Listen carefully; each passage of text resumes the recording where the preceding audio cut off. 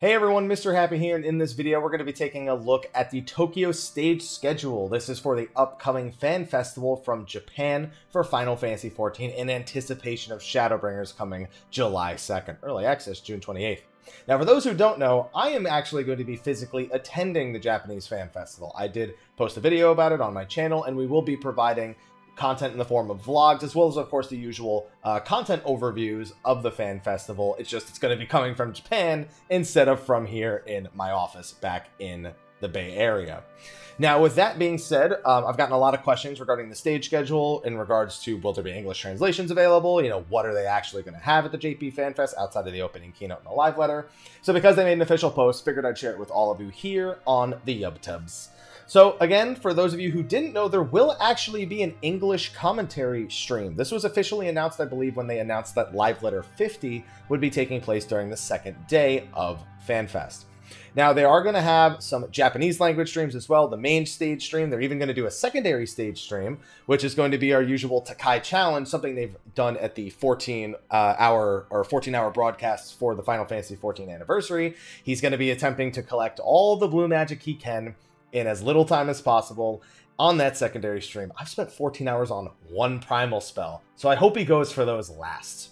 But there is also going to be an English commentary stream. So for those of you looking to get all the news in English, since I won't be around to provide it right away, there is going to be a place where you can go and watch that. Now, it's going to be provided by Michael Christopher Koji Fox. You know Koji Fox at this point because he's a maximum memester and on the localization team for Final Fantasy XIV. And North American Community Director Matt Hilton. They are going to be commenting and discussing all the various things that come out of there. It's not like a direct translation. They're going to basically have like overviews. They already probably have a show note like thing planned out. But they're going to be discussing all the most important details, so you will have that available in English. Not like it really matters. All the Japanese slides always have English on them anyway, but it is going to be nice to have that additional insight without having to be concerned about a language barrier in that case. Now, the English commentary is only going to be covering 3 different things. The most important thing, the opening keynote, which is going to have a ton of announcements about Shadowbringers. The letter from the producer live on day 2, which I'm assuming, I guess I don't really know what that's about. I think Banri Oda is attending that one. I have to take a look again. But I know that I'm expecting to see the Final Fantasy XIV and 15 collab talked about in that live letter. And I guess any sort of teaser that they want to, propose for 4.56, maybe go over the fact that World Visiting is coming up. Those are the things I would predict would be in part 50 of the letter from the producer live, but we'll just have to wait and see. And also a development panel, which is detailed below. Of course, we have the opening keynote, which, as I said, is going to be all about Shadowbringers content, and that is going to have an English commentary stream. It's going to be from 6:30 p.m. to 8 p.m. Pacific Standard Time, so add 3 hours to that for Eastern Standard Time. Not so bad for those of us over in the States, or those of you who will be in the States. Europe, you're going to have to be up pretty early for that one. But that's going to be one of the biggest things to keep your eye out for. I will be posting about it on Twitter, Instagram, even though I'll be live from the event, and expect a video on it post-haste once I have the opportunity to record it. The opening ceremony, which is usually a really simple thing, it's everyone who's part of the various panels and whatnot, a quick explanation of what's going to be going on, and then that's only about 30 minutes after the opening keynote is done. Now, welcome to Naoki's Room 1. Pull up a chair and settle into Naoki's Room, a segment where Yoshi P invites a special guest over to casually discuss topics that don't quite fit anywhere else. The special guest will be announced in the future, so stay tuned. Then it says special guests include. So I guess it's the future right now. So they're going to have Amamiya-san. For those of you who don't know, he is the creator and executive director of Garo, but he's also someone who was responsible for the boss designs in the Return to Ivalice raid series. There's going to be one of the voice actors, Yuma Uchida. I'm not familiar with who they are a voice actor for in Final Fantasy XIV, but they're going to be there, and I'm sure I'll learn from the comment section after posting this video. They're going to have Yosuke Saito, who is the current executive producer, member of board for Square Enix. You're going to have Sugo Mogami, another voice actor, Itaro Yamamoto, another voice actor, and Sanshiro Wada, an actor/suit actor. So those are the special guests for Naoki's Room Part 1, and I'm going to assume there's a different list because there is a Part 2 on the second day. Cosplay contest, of course, and a piano concert, which will not be live streamed as per has been the case for the previous fan festivals as well. So I'll let you know how it was. Anyway, cosplay contest is usually a really good one. There's been some really high quality ones at the last two, so of course I'm expecting no less from the fan festival over in Japan.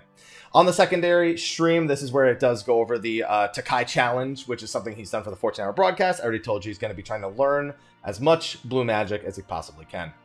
Then at 6 p.m. Pacific, for you guys at least, the following day is going to be the letter from the producer live, just as the 50th installment, going to have an English commentary stream.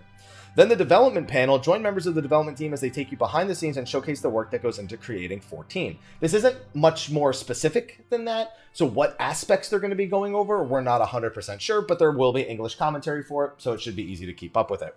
Then we have Welcome to Naoki's Room 2, which is going to have another voice actor, Yoshino Nanjo, and it's also going to have Ichiro Hazama, who worked on Theatrhythm Final Fantasy, All-Star Carnival, The City of Final Fantasy, NT.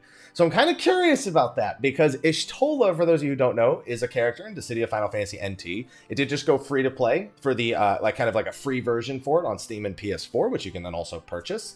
And in that game, Ishtola basically has the ability to, I don't know exactly how to describe it because I haven't played in a while. She can basically play Black Mage already in that, or Thaumaturge or whatever. So the fact that we're getting this kind of change for her here in Final Fantasy XIV, or what we think is a change for her, it's kind of interesting that they're bringing him on stage. I'm actually curious what's going to come of that. It's not the first time they have. I remember Yoshi P playing Theatrhythm. I believe it was against Hazama-san in the past, and I think he got his butt kicked. What did you expect? So we're going to have that. That's going to be Naoki's Room Part 2, but there's no English for the rest of this stuff, so keep that in mind.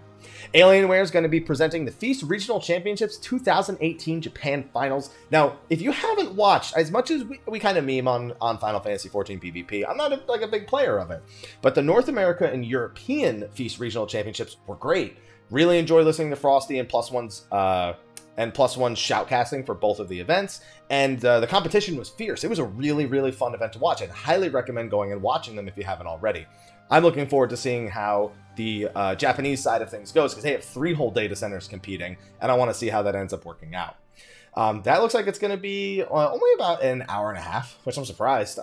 I feel like you can't fit all those games in that time. There's even going to be a Welcome to Naoki's Room Part 3 later the same day. And it's one final special guest that they are not telling us who it is, which I'm kind of curious who that's going to be. I could probably field a few guesses because of the 14-15 collab. I don't think it would be, what's it called? Tabata-san. I think it would be the current producers and directors potentially for 15, but we don't know. So we just have to wait and see who actually ends up being the guest for something like that. And then the live concert, which won't be streamed. Primal's concert has been fantastic at all the events, and I'm looking forward to it, as I always have. There's also a secondary stage on a secondary stream on day 2, which is going to be a series of Feast exhibition matches where fan festival attendees face off against each other and a chance to win some fun prizes. So if you are looking to between 7:30 and 9:30 p.m. Pacific to get a little bit more of an idea about the Feast prior to the Feast Regional Championships happening a couple of hours later, then you can also tune into the secondary stream for that. So you gotta choose to root on Takai to learn all the blue magic, or actually get to see some exhibition matches for the Feast. Overall, it's looking to be a packed event, and I am going to be covering it live. Man, I can't believe I'm going to Japan this week. I'm so excited, and honestly, still, every time I talk about it on a video, I get like this. So let's end the video before I get too crazy. I've got a couple of other news-related videos to record. So anyway, thank you for watching this video. Be on the lookout for all the latest news coming out of Final Fantasy XIV's Japanese Fan Festival in Tokyo. I'll be posting it here on the channel. I'll be posting stuff on Twitter, Instagram, so follow me on any of those. Those are in the description below. And we'll be talking about it on State of the Realm next week, of course. So anyway, I will see all of you fine ladies and gentlemen in the next video. And until then, take care.